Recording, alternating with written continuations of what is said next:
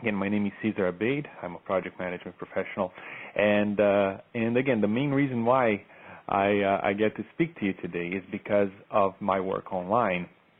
And there's so much that we can do on the internet to kind of help us dictate where our career is going to go and how the market sees us.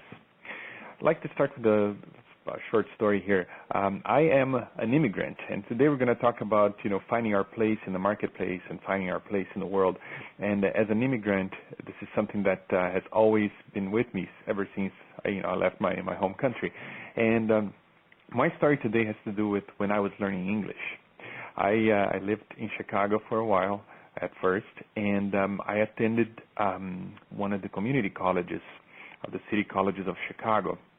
And this is back in 1997, and I was still learning how to speak, how to communicate in English. And one of the classes that I took was called Speech 101, and that class was to the aim of the class was to help the students to get up in front of a crowd and give a talk, much like what I'm doing here today for you guys. And so it was challenging for me because, as you know, one of the greatest fears that humans have is to speak in public. And if you add that the fact that I was speaking in public in a foreign language to me, it just multiplied, the fear factor for me. But that class was really important because it taught me a couple of things. The first thing that my professor said to me that I still remember to this day is that at every presentation, it's not about the content, it's not even about the presenter, but it is about the audience.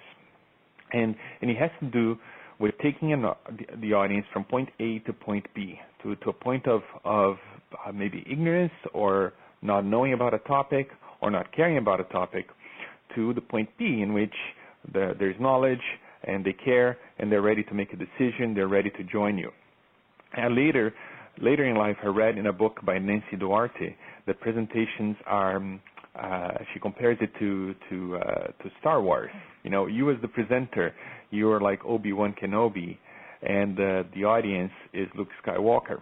And your job as the presenter is to take Luke Skywalker through the case of joining the rebel army. But now, and at the end of the presentation, you leave the protagonist with a choice to join or not. And if you're a good presenter, then Luke Skywalker or your audience, they will at the end make the right decision.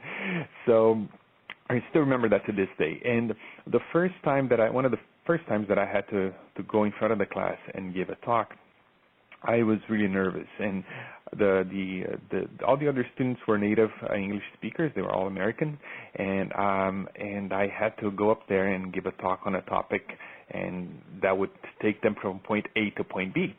So I decided to talk about something that I knew and they didn't. And in my mind, one thing that I knew how to do well and my mostly American audience didn't was how to drive stick shift car. So I prepared and I decided to do all these slides on how to explain the clutch versus the automatic transmission, and I was really invested in all the slides and all the props that I had. And the time came for me to go up there and give my presentation, and I just froze. I couldn't say a word. So my professor asked me, So, Cesar, what's happening? I said, well, I'm just kind of nervous.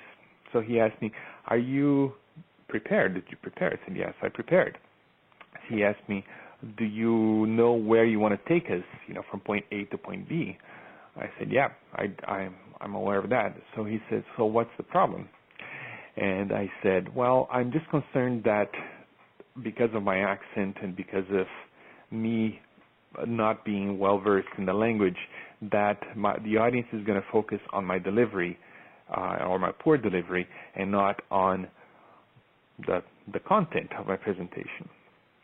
So the second lesson I learned from the professor is that what he said next. And he said, if you are passionate about the content you're providing, if you're confident that you can take us from point A to point B, then your accent and your boo-boos, as you said, they will actually add to your presentation. They're going to help you because people will remember you. So if you are clear on how you convey your message, and you're confident, and you know exactly where you want to take us, we will follow you. So the two lessons I learned is that when speaking to an audience, you need to learn to take them from point A to point B. And the second one is focus on your confidence, on your content, and where you want to take us. Don't worry too much about the accent and the delivery per se. Why am I telling you this? Well, we're going to talk about leveraging the internet to empower your career. And when you are interacting with people online, the situation is the same as a presentation. You are presenting yourself to the world, and the world is your audience. And your goal here is to take your audience, or the internet, people who are watching you online, taking them from point A to point B. Point A is where they have no idea who you are, or they have the wrong idea of who you are, to point B, which is exactly what you want them to know about you. And because a lot of the tools that are out there, Twitter, Facebook, LinkedIn, they're like your accent and your delivery. So a lot of people, they shy away from interacting online because they're not familiar with the tools.